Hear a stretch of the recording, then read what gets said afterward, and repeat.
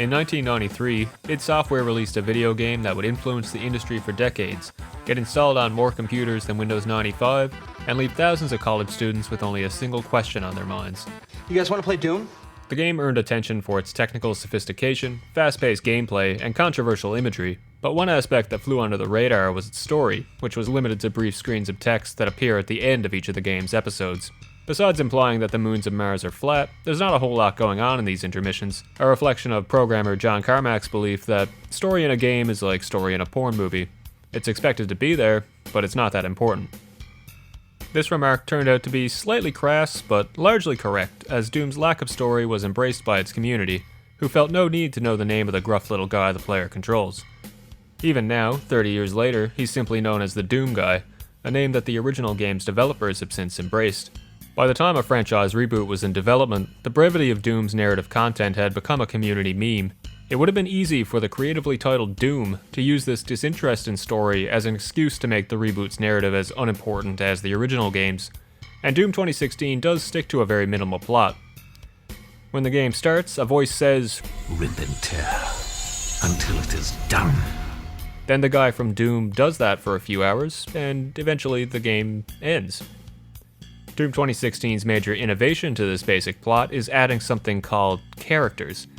Namely Olivia Pierce, who's always one step ahead of the player despite walking at the speed of a rusty shopping cart, and Samuel Hayden, an immortal 3-meter-tall manifestation of Elon Musk's life goals.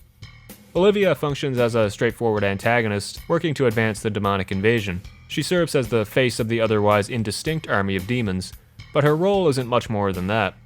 Hayden, on the other hand, adds a layer of complexity to Doom 2016 that makes its narrative far more compelling. 61,337 UAC members deceased. What you now see in this facility is the cost of progress.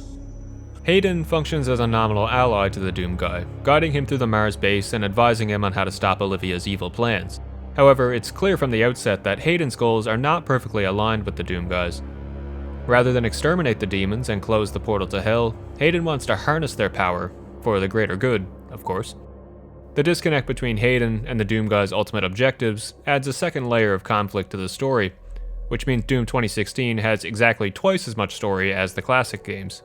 This secondary conflict is especially notable because it's one of the few problems in the Doom universe that cannot be solved with lots of guns.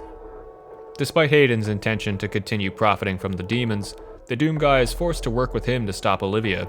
The uneasy nature of their partnership injects a sense of tension into the pair's interactions, and some moments are even quite funny, like the scenes where the Doom Guy deliberately disregards Hayden's instructions to preserve a set of energy filters. You need to remove each lens individually.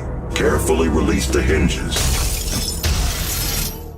The differing perspectives on the demonic invasion represented by Hayden and the Doom Guy transform what would have been otherwise dry, expository dialogue into a vehicle for entertaining exchanges that flesh out the game's principal characters. The Doom Guy himself also benefits from Hayden's presence as a necessary but unwanted ally. One of the advantages of positioning Hayden as a problem that cannot be solved by shooting is that it affords the player the opportunity to see how the Doom Guy reacts in these rare situations. Unsurprisingly, it's still with violence. Doom 2016 accomplishes a lot simply by placing the player character and their main ally on opposite sides of a secondary conflict that plays out within the mission briefings and instructions.